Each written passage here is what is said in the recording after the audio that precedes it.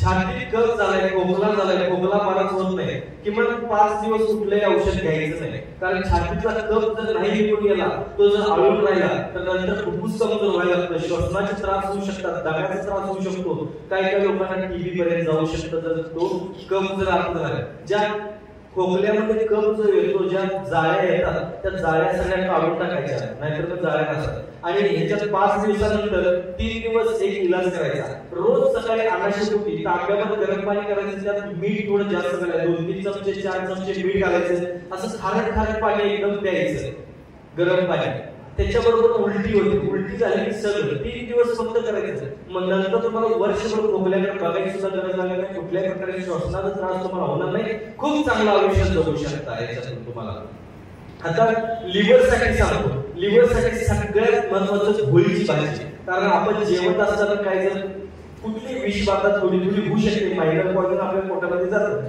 कसं तुम्ही सांगू का, जर आपण जिथून धान्य आणतो ज्या दुकानातून, तिथं उंदरं असू शकतात. ते उंदरं त्या धान्याच्या पोत्यातून गेले, कशातून गेले, तर उंदीर जाताना ना सू करत जातो, माहिती आहे, पळत असताना थोड्या वेळानंतर तो सू करत असतो. ती सू एवढी विषारी असते की आपल्याला ते मायनर पॉइजनचं काम करते. त्याच्यामुळे जंतू पोटात होतात, त्याच्यामुळे पचन संस्था बिघडते, त्याच्यामुळे उष्णता वाढते, त्याच्यामुळे पित्ताचे त्रास होतात बऱ्याच लोकांना. कारण काय नसते, पण मळमळायला लागते बघा.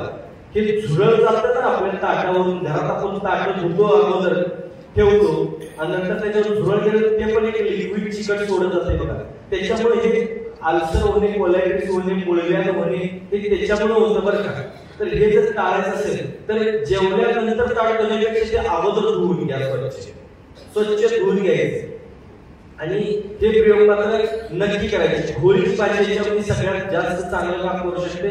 घोळीची भाजी कुठे तुम्ही नेटवरती टाकलं, कारण इकडे काय म्हणतात माहित नाही, घोळी म्हणून टाकलं तर तुम्हाला भाजी मिळेल. ती भाजी किमान 3 महिन्यातून एकदा तरी खायची, 3 महिन्यातून एकदा तरी ही भाजी खायची. आणि अजून सांगतो तुम्हाला, सगळ्यात महत्वाचं म्हणतात मूळव्याधीसाठी. बऱ्याच लोकांना मूळव्याधीचा त्रास असतो. हे दुखणं असं आहे, सांगायचं अवघड आहे, सहन करायचं या अवघड आहे. महिलांच्या मध्ये जास्त करून हे होतं, प्रेग्नन्सी मध्ये, डिलिव्हरी मध्ये शक्यतो करून जास्त महिलांना हे मूळव्याधीचा त्रास होतो. हा टेम्पररी असतो, त्याच्यासाठी कुठल्याही प्रकारचं ऑपरेशन करून घ्यायची काही गरज लागत नाही. माता भगिनींना विनंती करतो, लिंबू आणि सैंधव खायचं, लगेच कमी होतो, 5 दिवसामध्ये क्लिअर.